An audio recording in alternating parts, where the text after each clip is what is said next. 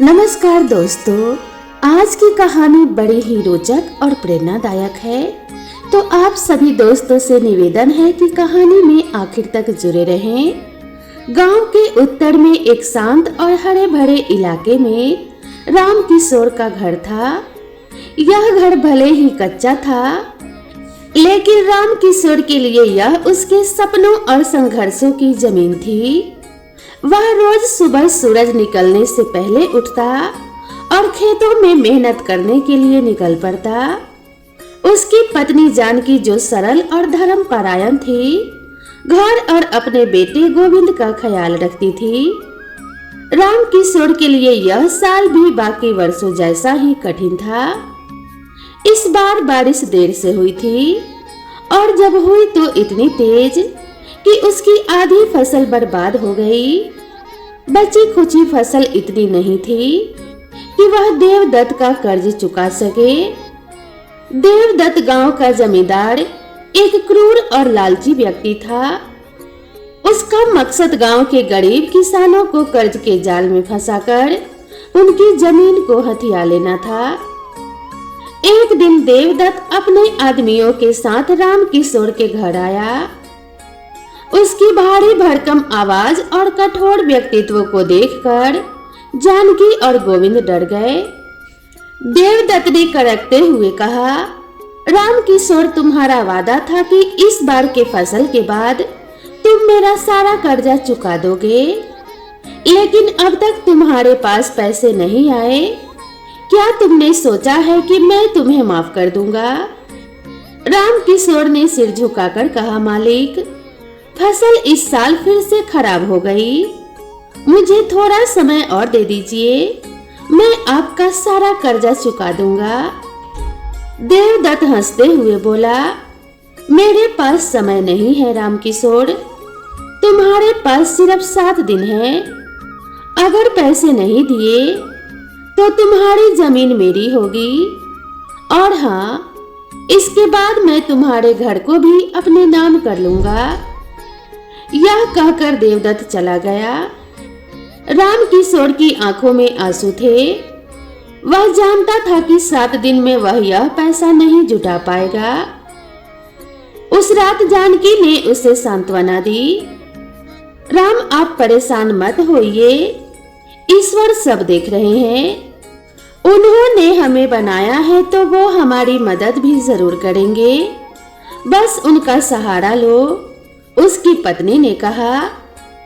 लेकिन राम किशोर के मन में चिंता थी, क्या सचमुच ईश्वर उसकी मदद करेंगे? राम किशोर के मन में उदासी थी। उसने सारी रात करवटें बदलते हुए बिताई। उसकी आंखों से नींद कोसों दूर थी। जब वह अपनी निराशा और लाचारी के बारे में सोचते सोचते थक गया, तब अचानक उसकी आंखें बंद हो गई और उसे एक स्वप्न दिखाई दिया। सपने में उसने देखा कि एक वृद्ध साधु सफेद वस्त्रों में खड़ा है। उसके चेहरे पर अजीब सा तेज था, मानो कोई दिव्य प्रकाश हो। साधु ने राम किशोर से कहा, राम किशोर, चिंता मत करो, हर संकट के पीछे ईश्वर की योजना होती है। कल सुबह नदी के किनारे जाओ, वहां तुम्हें तुम्हारी समस्या का समाधान मिलेगा। लेकिन याद रखना, सच्चाई और धैर्य से डटे रहना। राम किशोर घबराकर उठ बैठा। उसने इधर उधर देखा, लेकिन सब कुछ सामान्य था। यह सपना इतना स्पष्ट था कि वह इसे अनदेखा नहीं कर सका। सुबह होते ही उसने जानकी को अपना सपना सुनाया। जानकी ने कहा, यह ईश्वर का संकेत है, हमें उनकी परीक्षा पर भरोसा करना चाहिए। तुम्हें नदी के किनारे जरूर जाना चाहिए। राम किशोर ने जल्दी से अपना चीर पुराना झोला उठाया और नदी की ओर निकल पड़ा। वह रास्ते भर सोचता रहा कि क्या सचमुच वहां कोई हल मिलेगा या यह सिर्फ उसकी कल्पना थी। नदी के पास पहुंचकर उसने देखा कि वातावरण बहुत शांत और निर्मल था। नदी का पानी हल्की रोशनी में चमक रहा था। वहां पास ही एक बूढ़ा व्यक्ति प्यास से बेहाल बैठा था। उसके कपड़े पुराने और फटे हुए थे। राम किशोर ने उसे देखा और तुरंत अपनी पोटली से पानी निकाला। वह बोला, बाबा यह पानी पी लीजिए, आपको आराम मिलेगा। बूढ़े ने पानी पिया और संतोष के साथ कहा, बेटा तुमने मेरी प्यास बुझाई है, अब मैं तुम्हें एक तोहफा दूंगा। राम किशोर चौंक गया। बूढ़े ने अपनी झोली से एक सुनहरी चाबी निकाली और उसे राम किशोर को देते हुए कहा, यह चाबी तुम्हें एक प्राचीन मंदिर के द्वार तक ले जाएगी। वह मंदिर वर्षों से बंद है। वहां तुम्हें तुम्हारे सभी सवालों के जवाब मिलेंगे, लेकिन याद रखना वहां तुम्हारी सच्चाई और धैर्य की परीक्षा ली जाएगी। राम किशोर ने चाबी को श्रद्धा से लिया और बूढ़े व्यक्ति को नमस्कार करते हुए धन्यवाद दिया। लेकिन जैसे ही उसने बूढ़े की ओर दोबारा देखा, वह बूढ़ा आदमी वहां से गायब हो चुका था।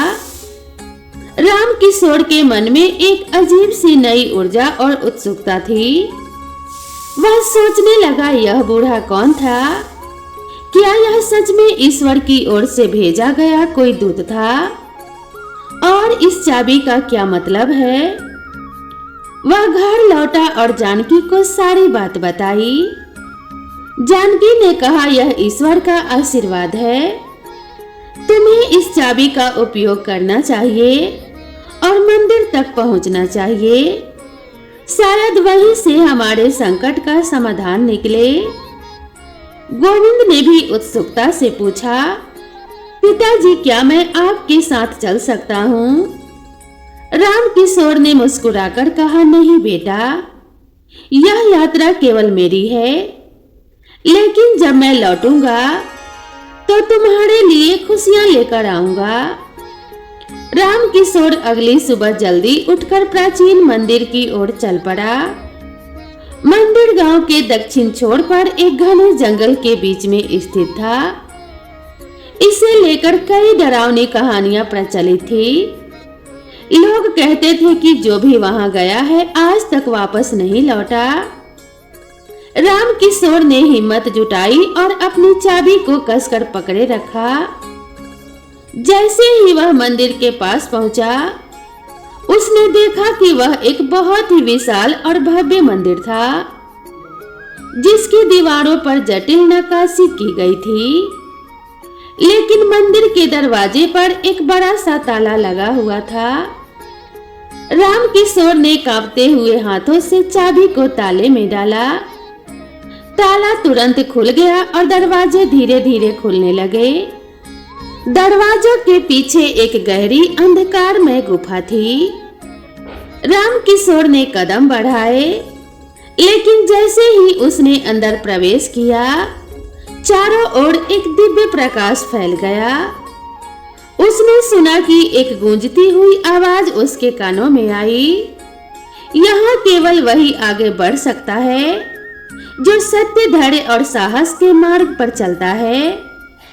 अगर तुम में ये गुण है तो अपनी यात्रा जारी रखो। राम किशोर ने गहरी सांस ली और अपने ईश्वर पर भरोसा करते हुए आगे बढ़ा। राम किशोर मंदिर के अंदर गहराई तक बढ़ने लगा।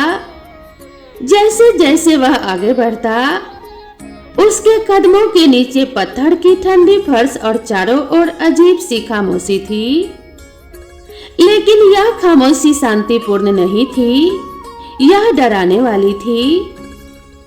थोड़ी दूर चलने पर उसने देखा कि सामने 3 दरवाजे थे। हर दरवाजे पर अलग अलग चिन्ह बने थे। पहले दरवाजे पर सूरज का निशान था, दूसरे पर चंद्रमा का और तीसरे पर एक उलझी हुई भूल भुलैया का चित्र।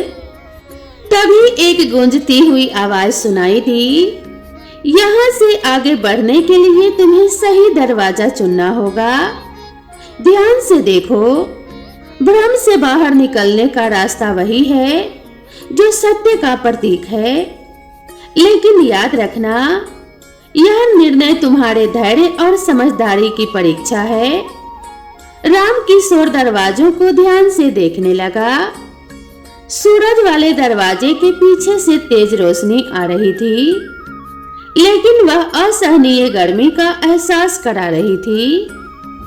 चंद्रमा वाले दरवाजे के पीछे ठंडी और सुकूनदायक हवा बह रही थी, लेकिन उससे अजीब सी फुसफुसाहटें सुनाई दे रही थी। भूल भुलैया वाले दरवाजे के पीछे गहरा अंधकार था, लेकिन उसमें एक हल्की सी उम्मीद की किरण दिख रही थी। राम किशोर ने सोचा, ईश्वर ने हमेशा कहा है कि सत्य का मार्ग कठिन होता है, आसान रास्ता शायद धोखा हो। मुझे वही दरवाजा चुनना चाहिए जो सबसे चुनौतीपूर्ण लगे। उसने भूल भुलैया वाले दरवाजे को चुना और धीरे धीरे उसमें प्रवेश किया। दरवाजे के अंदर एक बड़ी और उलझी हुई भूल भुलैया थी। हर तरफ दीवारें इतनी ऊंची थी कि वह बाहर का आकाश भी नहीं देख पा रहा था। हर कुछ कदम पर रास्ते 2 या 3 भागों में बंट जाते थे। पहले तो राम किशोर ने अनुमान के आधार पर रास्ता चुना, लेकिन जल्दी ही वह समझ गया कि यह तरीका उसे गलत दिशा में ले जा रहा है। तभी उसे एक बात याद आई, धैर्य और सोच। उसने रुककर ध्यान से सोचा। उसने महसूस किया कि हवा की दिशा बदल रही है। उसने हवा का सहारा लेते हुए आगे बढ़ना शुरू किया।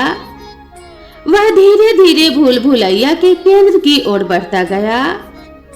भूल भुलैया के अंत में उसने एक सुनहरी पट्टी देखी, जिस पर लिखा था, सत्य का मार्ग हमेशा कठिन होता है, लेकिन जो इसे खोजने का धैर्य रखता है वही अंततः सफलता पाता है।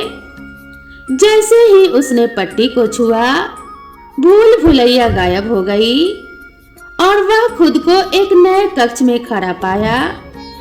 नए कक्ष में घुसते ही उसने देखा कि एक विशाल घड़ी दीवार पर लगी थी। घड़ी के साथ एक संदेश लिखा था, यहाँ से बाहर निकलने का रास्ता समय और धैर्य में छिपा है। जो बिना घबराए प्रतीक्षा कर सकेगा वही आगे बढ़ पाएगा। राम किशोर ने चारों ओर देखा। कमरे में कोई दरवाजा नहीं था, बस घड़ी की सुइयां चल रही थी। धीरे धीरे समय बीत रहा था, लेकिन कुछ भी बदलता हुआ दिखाई नहीं दे रहा था। पहले तो राम किशोर बेचैन हो गया। उसने दीवारों को छूकर देखा, लेकिन वहां कुछ नहीं था। धीरे धीरे उसे समझ आया कि यह परीक्षा केवल प्रतीक्षा की थी। उसने खुद को शांत किया और वहीं बैठकर प्रार्थना करने लगा। घंटों बीत गए। उसे प्यास लगी, भूख लगी, लेकिन उसने धैर्य नहीं खोया। उसने खुद से कहा, ईश्वर मेरे साथ है, मुझे केवल प्रतीक्षा करनी है। हर कठिनाई का अंत होता है। अचानक घड़ी की सुइयां तेजी से घूमने लगी और एक दरवाजा खुल गया। बाहर निकलते ही उसने देखा कि वहां एक सुंदर बागीचा था। वहां एक पत्थर पर लिखा था, धैर्य ही सबसे बड़ा गुण है। जो इसे अपनाता है वह हर संकट को पार कर सकता है। बगीचे से आगे बढ़ते हुए राम किशोर को तीसरी परीक्षा का सामना करना था। इस बार उसने खुद को एक बड़े दर्पण के सामने खड़ा पाया। दर्पण के नीचे लिखा था, यह दर्पण केवल सत्य दिखाता है। अपने दिल में झांक कर देखो कि तुम कौन हो। अगर तुमने अपने सच्चे स्वभाव को पहचान लिया तो रास्ता खुद ही खुल जाएगा। राम किशोर ने दर्पण में देखा। पहले तो उसे अपना चेहरा दिखाई दिया, लेकिन धीरे धीरे उसमें अपनी कमजोरियां, डर और झूठी उम्मीदें दिखने लगी। उसने महसूस किया कि वह कई बार अपने जीवन में निराशा के कारण गलत रास्तों पर जाने का सोच चुका था। उसने अपने मन से प्रार्थना की कि हे ईश्वर, मुझे शक्ति दो कि मैं अपने डर और कमजोरियों को स्वीकार कर सकूं। मुझे सच्चाई की राह पर चलने का आशीर्वाद दो। दर्पण चमक उठा और उसके अंदर एक मार्ग प्रकट हुआ। राम किशोर ने मंदिर की 3 चुनौतियों को पार कर लिया है। अब वह मुख्य कक्ष में पहुंचने वाला है, जहां उसे असली इनाम मिलेगा। क्या वह इस ज्ञान का उपयोग अपने जीवन को बदलने में करेगा? तीसरी परीक्षा पार करने के बाद राम किशोर एक विशाल और चमकते हुए कक्ष में पहुंचा। यह कक्ष स्वर्णिम प्रकाश से भरपूर था। दीवारों पर नक्काशीदार चित्र थे, जिनमें जीवन की सच्चाइयों और संघर्षों का वर्णन था। कक्ष के बीचों बीच एक सिंहासन था, जो आभा से जगमगा रहा था। सिंहासन के पास एक वृद्ध व्यक्ति बैठे थे, जिनके चेहरे पर अद्भुत शांति और तेज था। राम किशोर ने उनकी ओर देखा और तुरंत समझ गया कि ये कोई साधारण व्यक्ति नहीं थे। वृद्ध व्यक्ति मुस्कुराए और बोले, राम किशोर, तुम्हारा यहाँ तक आना यह सिद्ध करता है कि तुम में धैर्य, साहस और सत्य के प्रति निष्ठा है। लेकिन यह केवल शुरुआत है। जो ज्ञान तुमने यहाँ सीखा है, उसे अपने जीवन और दूसरों के जीवन में उपयोग करना ही तुम्हारा असली उद्देश्य है।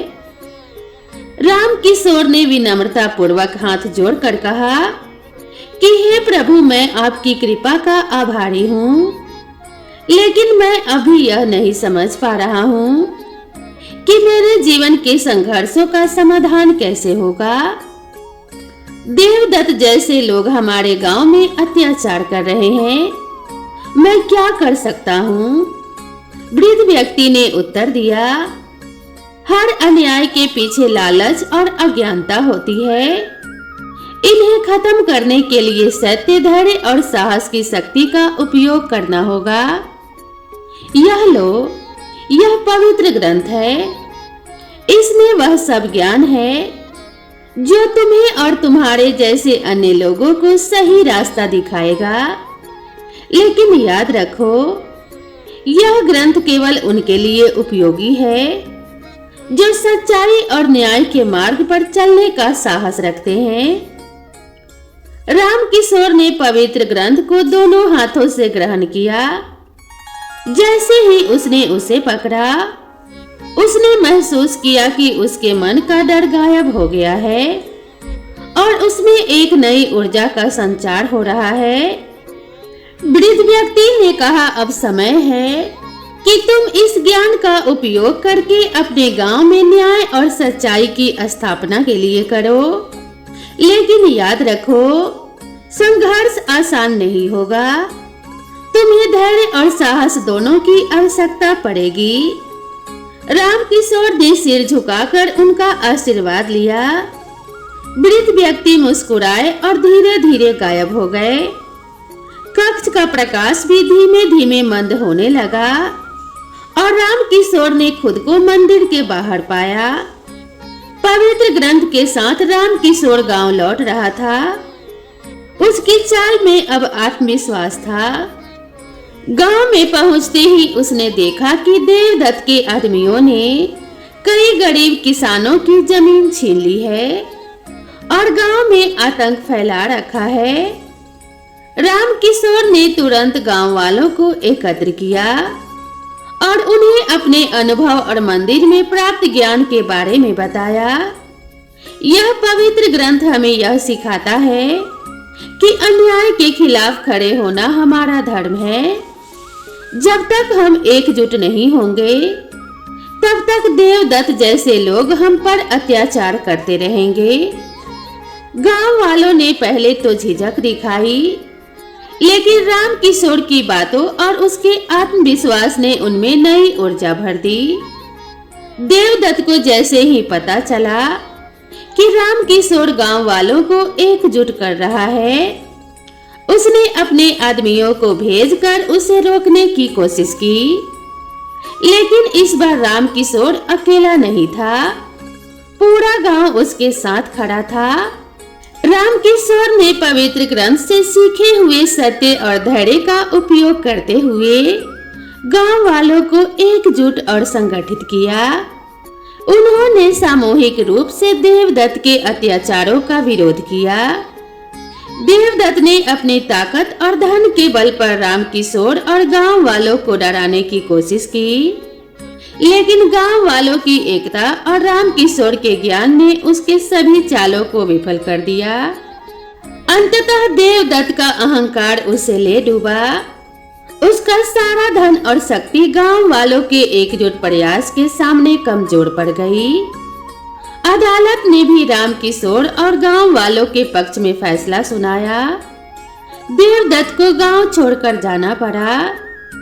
देवदत्त के जाने के बाद गांव में शांति और समृद्धि लौट आई। राम किशोर ने पवित्र ग्रंथ के ज्ञान का उपयोग करके गांव में विकास की नींव रखी।